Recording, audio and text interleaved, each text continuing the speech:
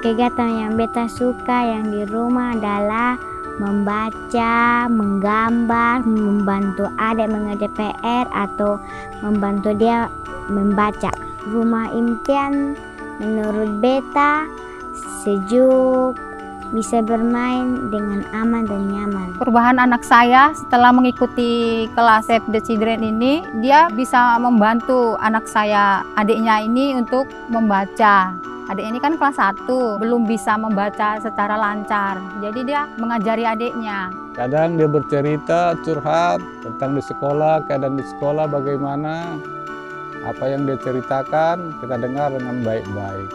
Saya pikir kegiatan perlindungan anak sangat penting karena berkaitan dengan pengelolaan dana desa, di mana dilakukan pembentukan baik itu kegiatan-kegiatan kelompok yang melakukan kegiatan di tiap wilayah lingkungan yang ada, dan tentunya ada juga pembentukan badan dari organisasi pos baca.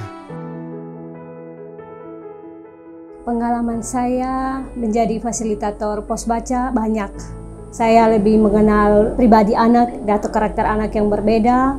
Kemudian saya juga mendapat pelajaran berharga bagaimana menguji kesabaran saya menghadapi anak-anak, karena berbicara soal menguasai perasaan dalam berbicara dengan orang besar dan anak kecil itu beda. Ada beberapa orang tua di luar dari anak-anak yang masuk dalam absen pos baca. Orang tua secara pribadi datang kepada kami fasilitator untuk mengajar cara membaca, dan terbukti ada beberapa anak yang telah diakui oleh SD Negeri Impres Merdeka bahwa pengasuhan selama 2 minggu oleh kami 2 orang, ternyata kemampuan membaca dia lebih cepat dibanding saat dia sedang belajar di sekolah.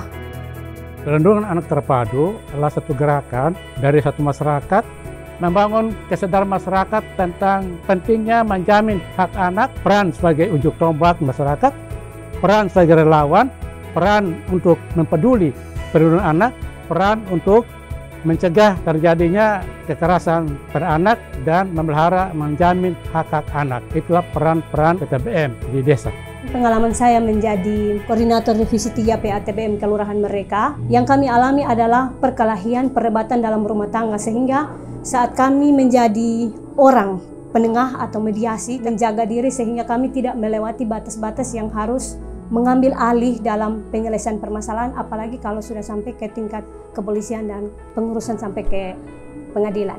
Peran aliansi PKTA dalam upaya perlindungan anak yang selama ini dilakukan adalah promosi terkait dengan hak-hak anak, kemudian juga melakukan advokasi dengan aparat penegak hukum, dalam hal ini ke Polda, untuk memperhatikan proses-proses penanganan terhadap anak-anak yang berhadapan dengan hukum di seluruh NTT. Saat ini kami sedang menerbitkan sebuah buku refleksi NTT 1 dalam keberagaman.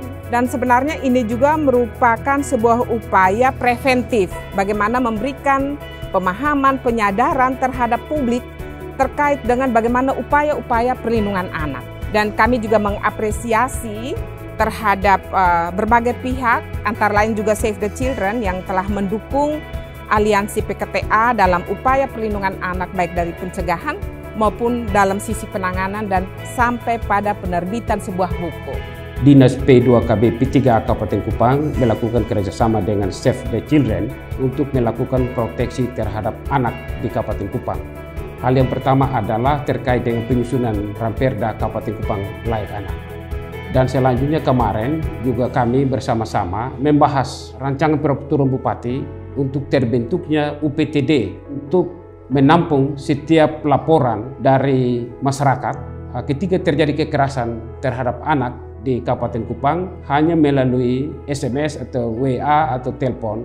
Petugas kami melakukan pendampingan untuk proses selanjutnya, baik itu mau bawa ke puskesmas atau rumah sakit atau mendapatkan rehabilitasi, atau kalau dipandang perlu untuk proses hukum, maka kami melakukan pendampingan untuk proses hukum.